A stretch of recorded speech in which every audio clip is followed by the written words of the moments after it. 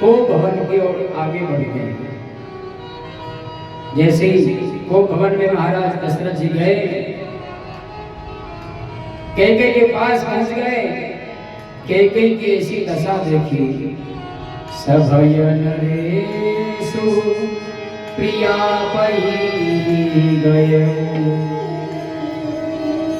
अपनी महारानी कैकेयी के पास गए, देखी दशा दुख दारुण भयो। उसकी ऐसी दशा को देख करके महाराज को बड़ा दुख हुआ।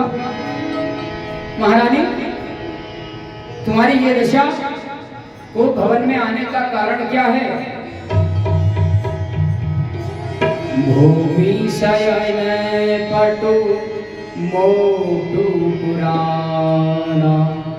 बड़ा मोटा कपड़ा तुमने पहन रखा है, भूमि पर जमीन पर पड़ी हुई, जैसे मूर्छा खा करके गिरी हो, ऐसे गिरी हुई है। दिए डारी तन भूषण नाना। तूने जो आभूषण पहन रखे हैं ये भी तुमने इधर उधर फेंक दिए हैं। बात क्या है? आभूषणों को तुमने ऐसे फेंक दिया, तन पर वस्त्र काला मोटा पहन रखा है। ऐसी तुम्हारी दशा क्यों है? बात क्या है? कही है तुरानी रिसानी पर सत्य पानी पति निवारई।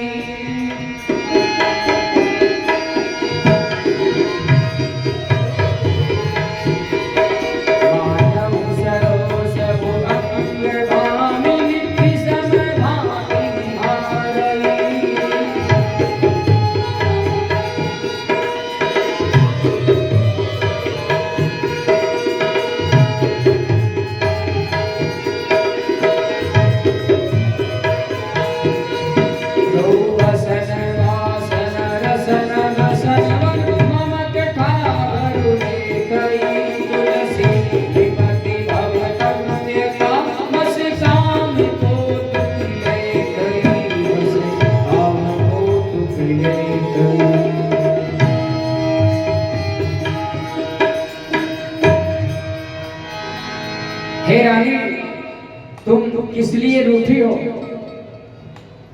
किस लिए रूठी हो? यह कह करके राजा उसे हाथ से स्पर्श करते हैं, लेकिन हाथ को महारानी ने हटा दिया। बार बार महाराज दशरथ जी कह रहे हैं, अरे महारानी बोलो, हुआ क्या है? बार बार कह राओ सुमुखी सुलोचनी पिक वचनी। हे मृगनयनी, हे गजकामिनी, कोयल की तरह बोलने वाली कोकिल बहनी, सुंदर मृग के हिरण के जैसी आंखों वाली महारानी, तुम्हें हुआ क्या है? कारण क्या है? अपने क्रोध का कारण बताओ। कोप भवन में आने का कारण बताओ। कहू के रंग गई करो नरेशो। किसने तेरा उपवास किया है? किसने तेरा अनिष्ट किया है?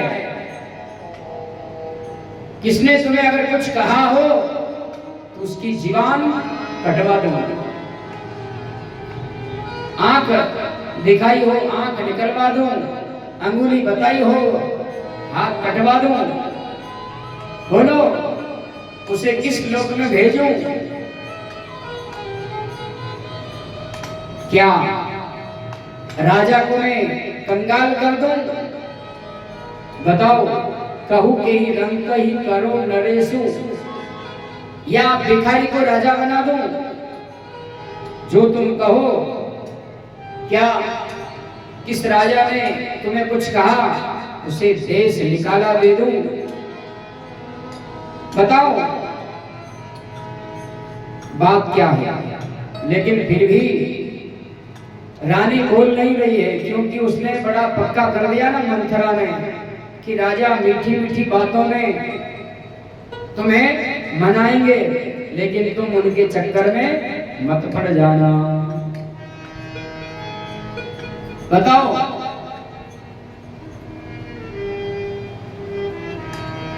बिहसी मांगू मन भावती गाता, बिहसी मांगू मन भावती गाता।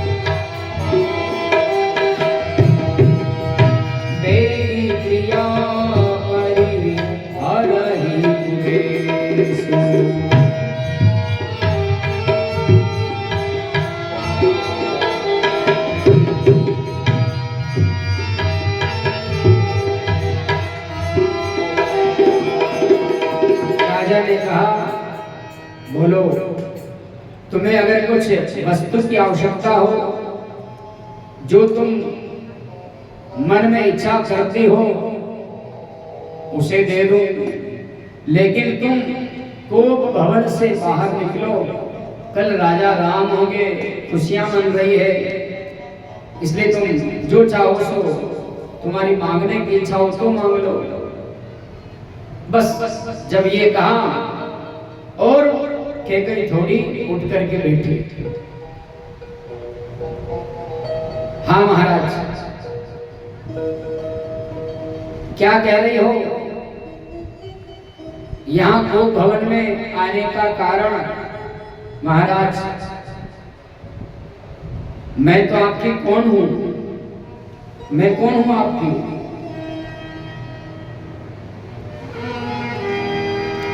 मैं कौन तुम्हारी होती हूँ,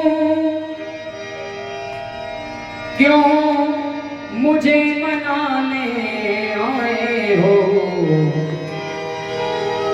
मुझे क्यों मनाने आए हो? मैं तुम्हारी क्या लगती हूँ? मैं कौन तुम्हारी होती हूँ, क्यों मुझे मनाने आए हो? मन में रखते हो कपट भाव, प्रत्यक्ष मनाने आए हो।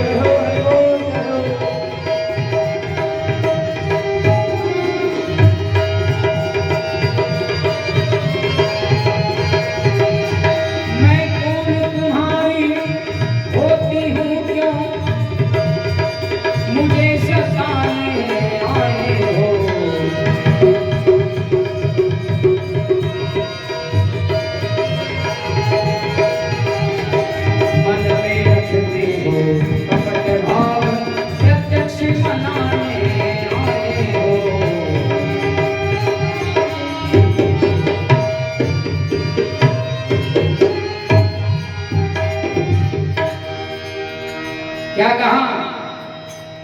मैं कौन तुम्हारी होती हूँ, क्यों मुझे सताने आए हो? मन में रखते हो कपट भाव, प्रत्यक्ष मनाने आए हो। महाराज, मन में तुम्हारे कपट भाव है और मन में कपट रखते हो, ऊपर से मुझे मनाने के लिए आए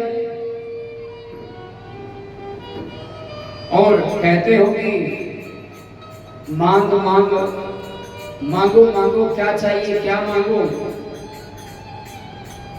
मेरे दो वचन बाकी है, वो भी तक अभी तक नहीं दिए,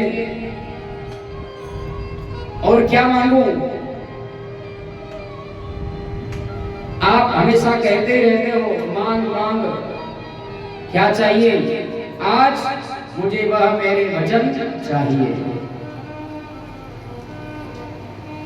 महाराज दशरथ जी ने कहा, अरे आपने कब मांगा? और मांगा हो और मैंने नहीं दिया हो, ऐसा कभी हो ही नहीं सकता। झूठा ही हमारे ऊपर तुम दोष लगा रही हो, झूठे हो हम ही दोष नहीं देव, हमें झूठा मत दोष लगाओ। तुम दो क्या 4 मांग लो ना, मैं अवश्य देने के लिए तैयार हूं। हम सूर्यवंशी हैं, रघुवंशी हैं, जो मांगोगी मैं देने के लिए तैयार हूं।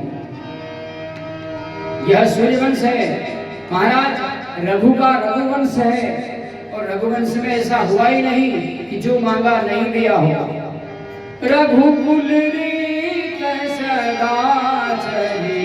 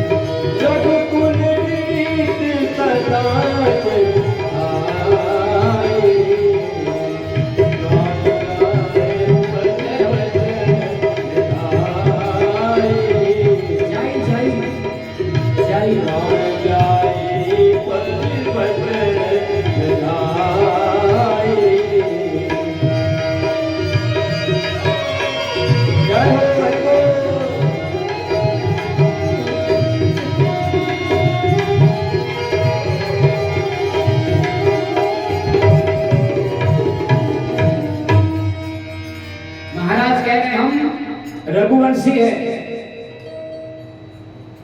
रघुकुल राजा की, रघु राजा की ऐसी रीत चली आई है, जिसने जो मांगा है दिया है। प्राण चले जाए चिंता वाली बात नहीं, लेकिन वचन नहीं जाता। नहीं तो विश्वास ना हो तो मांग करके देखो, हम देने के लिए तैयार हैं। महाराज की बात सुनकर के महारानी कैकेयी ने कहा, महाराज आप बदलेंगे तो नहीं? और इसमें बदलने की क्या बात है? जो तुम मांगोगी दे दूंगा, जो तुम्हारे मन की इच्छा हो मांगो। महाराज बदल मत जाना, जो मांगूंगी दोगे? बोले हाँ हाँ। अब महाराज दशरथ जी को क्या पता कि वह क्या मांगने वाली है, उन्हें नहीं पता कि क्या मांगेगी। वो सोच रहे कि कोई धन खजाना दौलत या और कुछ मांगेगी। प्राण मांग लेगी तो भी दे दूंगा, इससे तो बड़ा और क्या है। महाराज मैं मांगूंगी दोगे? बोले हाँ हाँ ठीक है, मैं मांग रही हूँ महाराज। हाँ मांगो। पहला मेरा वचन वह मांग रही है।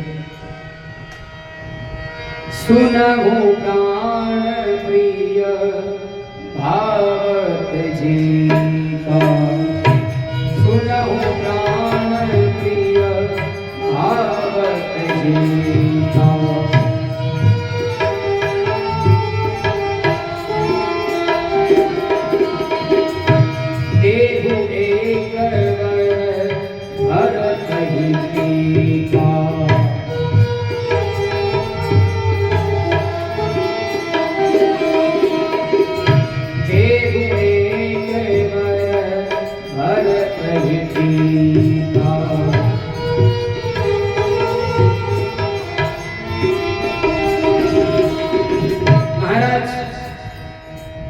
हे प्राण प्यारे सुनिए, मेरे मन को भाने वाला मुझे अच्छा लगने वाला मेरा एक वर तो ये है, एक वचन तो ये है कि मेरे पुत्र भरत को राजा बना दो। राज तिलक युवराज मेरे पुत्र भरत का होना चाहिए। राजा ने कहा इसमें कौन सी बड़ी बात, कोई बात नहीं, चलो ठीक है, मैंने ये वचन आपको दिया, भरत को राज्यगद्दी, राजटिका, राज तिलक दिया। ठीक है महाराज। महाराज ने कहा दूसरा वचन और मांग लो, दे दूंगा। रानी ने कहा नहीं महाराज, मैं दूसरा वचन ऐसे ही नहीं मांगने वाली हूं। तो कैसे मांगोगी? उसने कहा मेरे दूसरे वचन को देने के लिए आपको अपने प्रिय वस्तु की, या जो आपको अच्छा लगे, अपने प्रिय कौन है? बोले मेरे पुत्र प्रिय राम है। तो आपके अपने प्रिय पुत्र राम की आपको सौगंध खानी पड़ेगी, तभी मैं दूसरा वचन मांगूंगी।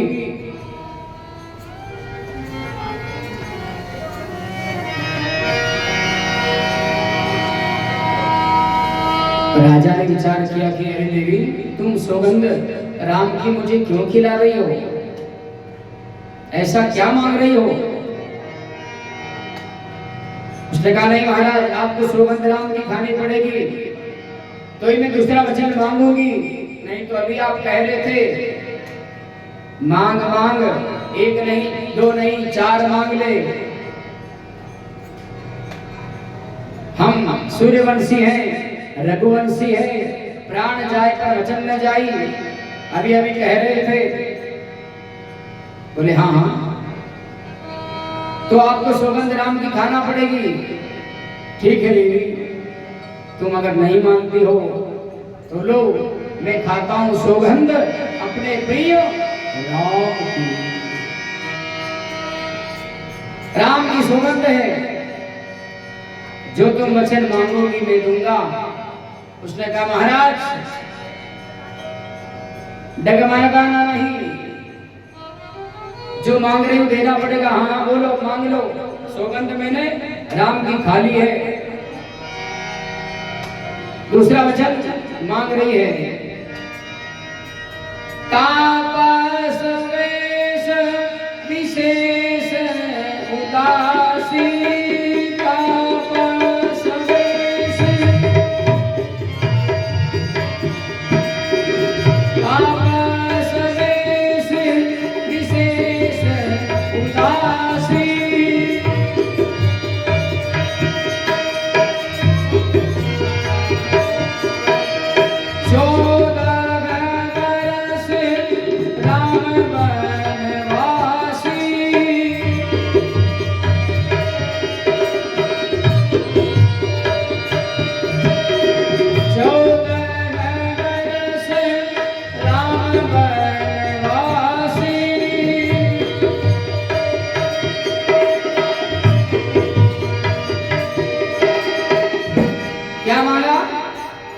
तापस वेश विशेष उदासी। हे महाराज, तपस्वियों के जैसा वेश पहन करके, साधु संतों की तरह वलकल पहन करके, राज्य कुटुंब परिवार आदि सबको छोड़ करके, विरक्त होकर के आपका पुत्र राम बोले 14 वर्ष वनवास जाए, वनवास में निवास करे। 14 वर्ष राम वनवासी वन में जाकर के निवास करे, वनवासी बने। ये बात सुनते ही तो महाराज अचानक क्या हो गया, हृदय कांप गया। मूर्छित अवस्था सी हो गई, चक्कर आने लग गए, महाराज धड़ाम से नीचे गिर पड़े। रानी, महारानी, महारानी, तुमने ये वर क्यों मांगा? महारानी, ये वर मैं तुम्हें नहीं दे सकता हूं। महारानी, इसके बदले तुम कोई दूसरा वर मांग लो, मैं तुम्हें दे दूंगा, लेकिन मेरे पुत्र राम को मैं वनवास कैसे दे सकता हूं? महारानी, मेरे प्राण मांग लो, मैं तुम्हें दे दूंगा।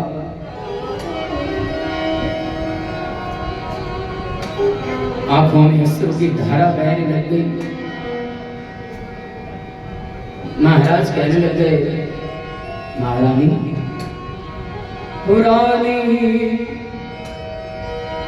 ये ना वर मांगो मेरा, प्राण मांग लो।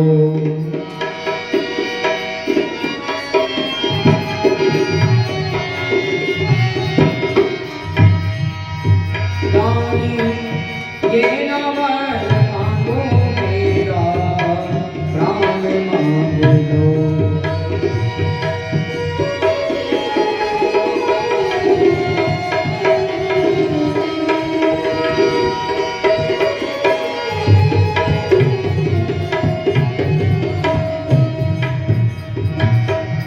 महारानी, प्राण मांग लो तो दे दूंगा मैं, हंसते हंसते रानी।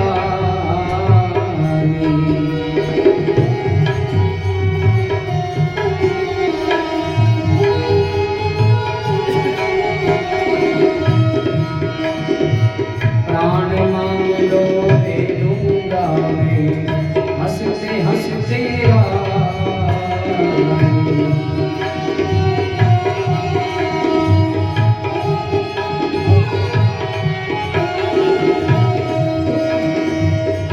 श्री राम को वन मत भेजो,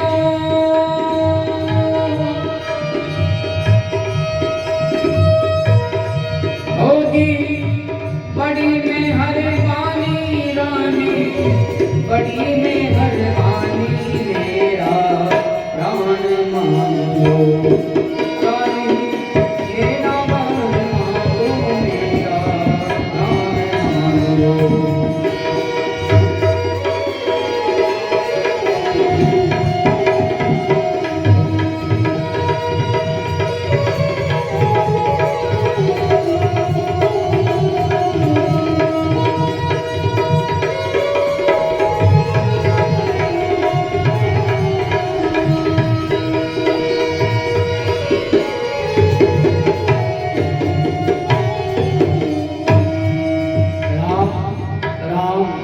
कहते धड़ाम से गिर पड़े हैं। महारानी,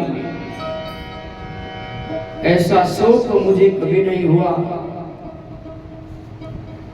तुमने ये क्या वर मांग लिया? मेरे राम ने तुम्हारा ऐसा क्या बिगाड़ दिया जो तुम मेरे प्रिय राम को वनवास भेज रही हो?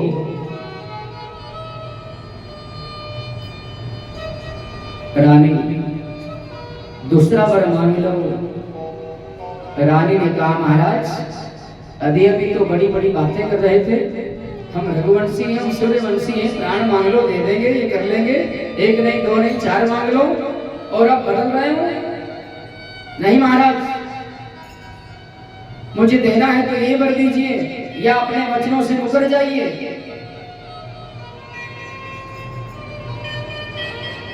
दशरथ जी ने कहा, अरे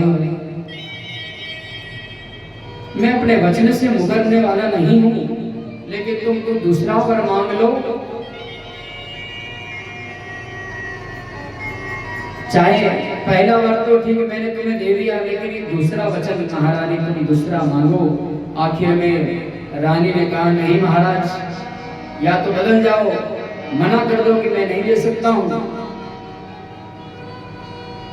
महाराज ने कहा, ठीक है महारानी, जो तुम्हारी इच्छा राम राम करके गिरे हैं नीचे, मूर्छित से अवस्था हो गई है। रात भर निकल गई, मूर्छित पड़े पड़े। सवेरा हुआ, कौशल्या आदि नारियां सभी जगी है, भगवान भी, राम जी, लक्ष्मण जी सभी उठे हैं, जगे हैं। पता लगा, अरे महाराज कहाँ है? कौशल्या की महलों में नहीं, सुमित्रा जी के महलों में भी नहीं है। कहाँ है? राज महलों में भी नहीं, कहाँ गए हैं? मंथरा से पूछा, कहीं तुमने महाराज को देखा है क्या?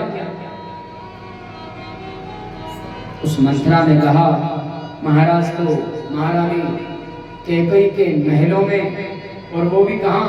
गोप भवन में। ओहो। कौशल्या जी ने कहा, क्या हुआ महाराज को? वो भवन में क्यों? महारानी कैकेयी क्यों? तुरंत जाकर के देखा, कौशल्या जी ने महाराज को मूर्छित करके पड़े हुए हैं, आंखों से आंसू की धारा बह रही है, लंबी लंबी सांसें ले रहे हैं, मूर्छित से पड़े हैं, अचेत होकर के। महारानी से पूछा, कौशल्या जी ने कहा, क्या हुआ महाराज को? बोले, जो प्रिय वस्तु जो भी होती है, प्रिय वस्तु जो होती है, वह बड़ी दुखदायी होती है।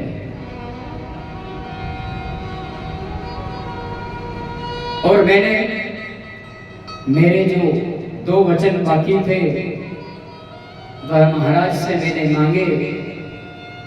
पहला वर मेरा, मेरे पुत्र भरत को राज्य गद्दी, राज टीका। दूसरे वचन में महाराज मूर्छित होकर गिर पड़े हैं। क्या मांगा दूसरा वचन? बोले, राम को 14 वर्ष का वनवास, और वो भी राजेश्री वस्त्रों में नहीं, राजकुमार की तरह नहीं, बल्कि साधु संतों की तरफ कपड़े पहन करके 14 वर्ष वन में रहना, वनवास भुगतना, बस ये वर मांगा। महाराज मूर्छित होकर गिर पड़े हैं।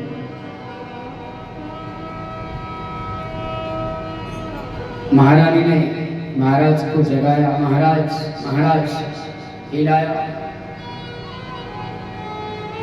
मुख से एक सिर पर राम राम राम ही निकल रहा है।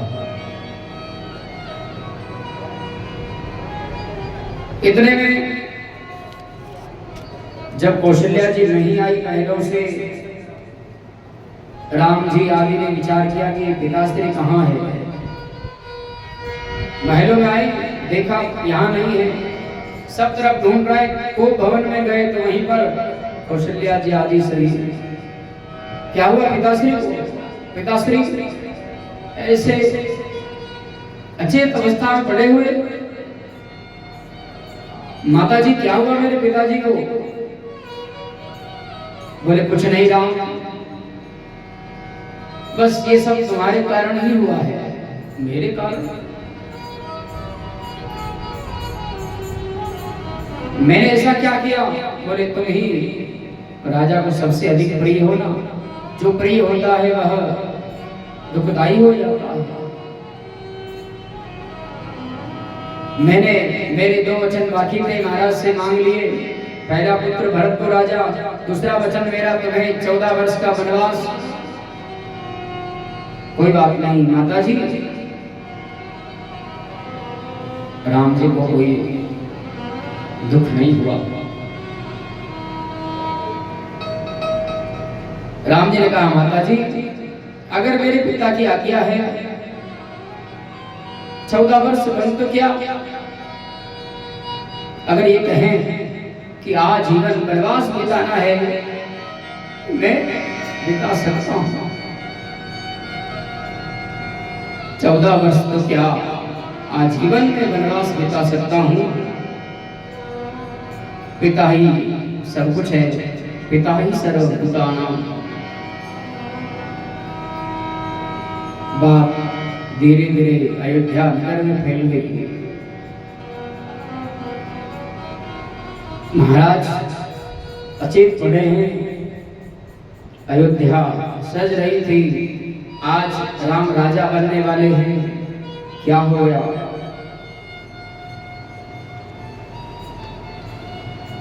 सब यही कहते, सब कैकई को भला बुरा कहने लग गए। अरे उस कैकई ने काम बिगाड़ दिया, उसने ऐसा किया, उसने राम को 14 साल का वनवास मांग लिया। ऐसा राम ने क्या बिगाड़ा उसका?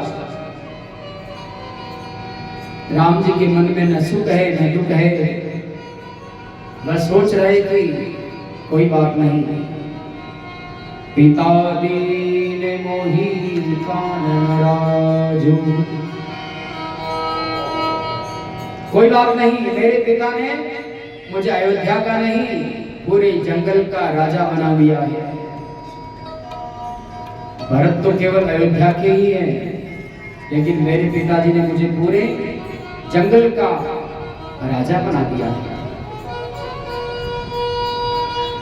सब अवधवासी महाराज के महलों की तरफ दौड़ पड़े हैं। द्वार भीर सेवक सचिव मुदित हृदय, जाग्यो अजहुन अवधपति कारण कवनु विशेष।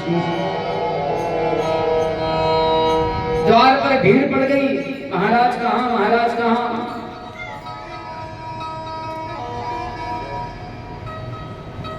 देख रहे सब कैकई को भला बुरा कह रहे हैं। राम जी ने कहा कोई बात नहीं, जो होनहार होती है वह होकर के ही रहती है। आज धन्य है, पुत्र भी धन्य है, माता धन्य है। हे माता तुम भी धन्य हो। राम जी ने भला बुरा नहीं कहा, माता से कहते हैं हे माता, पुत्र वही बड़भागी होता है जो माता पिता के वचनों का पालन करता है, आज्ञा का पालन करने वाला होता है, वही पुत्र बड़भागी होता है। सुनु जननी सोई सुत बड़भागी,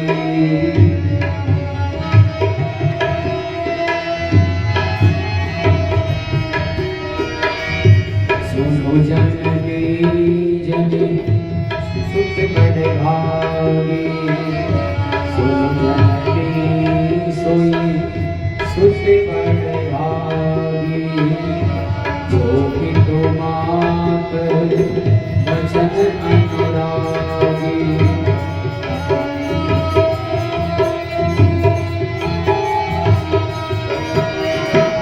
हे माता, संसार में पुत्र वही बड़भागी होता है जो माता पिता की आज्ञा का पालन करने वाला होता है। जय हो जय हो। माता पिता को संतुष्ट करने वाला होता है। हे जननी, सारे संसार में माता पिता बड़े दुर्लभ हैं। माता पिता परमात्मा मिलते न दूजी बार है, जिसने दुखाई आत्मा वो डूबता मझधार है। राम जी ने कहा मां, पुत्र हम बड़भागी हैं, पिता की आज्ञा है, माता की आज्ञा है तो कोई बात नहीं। ये सब संपत्ति माता पिता की कृपा से ही मिली है। वनवास भी कोई साधारण नहीं, इसमें हम हंसते हंसते 14 वर्ष बिता देंगे। तब तक भाई भरत हमारे राजा बनेंगे, कोई बात नहीं, वो भी हमारे भाई है। आज ऐसा लग रहा है कि राम जी और भरत और राम जी में कोई भेद नहीं है, एक ही हो मानो, ऐसा लग रहा है। सभी नगर निवासियों ने कहा कि नहीं नहीं राम, हम तुम्हें अकेला वनवास नहीं जाने देंगे, हम भी जाएंगे साथ में, हम भी जाएंगे। राम जी ने कहा नहीं नहीं, केवल मुझे ही वनवास मिला है, मुझे ही वनवास मिला है, मैं ही जाऊंगा। एक स्त्री ने, एक मंथरा ने हंसते खेलते अयोध्या में कैसी आग लगा दी। आज सारे अयोध्यावासी जाने के लिए तैयार हो रहे हैं, हम भी जाएंगे, हम भी जाएंगे, क्योंकि एक स्त्री सब काम कर सकती है। स्त्री ऐसा कोई काम नहीं जो नहीं कर सकती है, शक्ति का प्रतीक है। काहु न क्रिया कर सके, काहन पावक जारी। स्त्री क्या नहीं कर सकती है? अग्नि किसको नहीं जला सकती है? सबको जला सकती है। काल समुद्र समाई, समुद्र के अंदर ऐसा क्या है जो नहीं समा सकता है? पूरा संसार समुद्र के अंदर विलीन हो सकता है। कान अबला प्रबल, का जग काल न खाई। काल किसको नहीं खाता है? सबको खाता है। काल के गाल में सबको जाना पड़ता है। तो आज भगवान कह रहे हैं चिंता नहीं, केवल हमें मिला है, हम जाएंगे। बोले नहीं, हम अकेला नहीं जाने देंगे। तैयारी हो गई।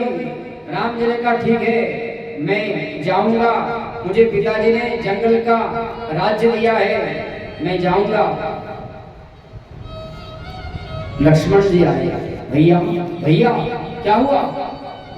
बोले पिताजी ने मुझे आज वनवास दिया है, जंगल का राज्य दिया है, मैं जाऊंगा। बोले नहीं भैया, अकेले नहीं जा सकते, मैं साथ में चलूंगा। लक्ष्मण जी भी तैयारी कर रहे हैं। सीता जी को मालूम पड़ा, वन देवी सीता जी जनक लली, जो कभी जनकपुर के महलों से कभी बाहर नहीं गई, आज वह भी जाने के लिए तैयार हो रही है। मैं भी जाऊंगी और वह भी तैयारी कर रही है। राम जी ने राजसी वस्त्र उतारे,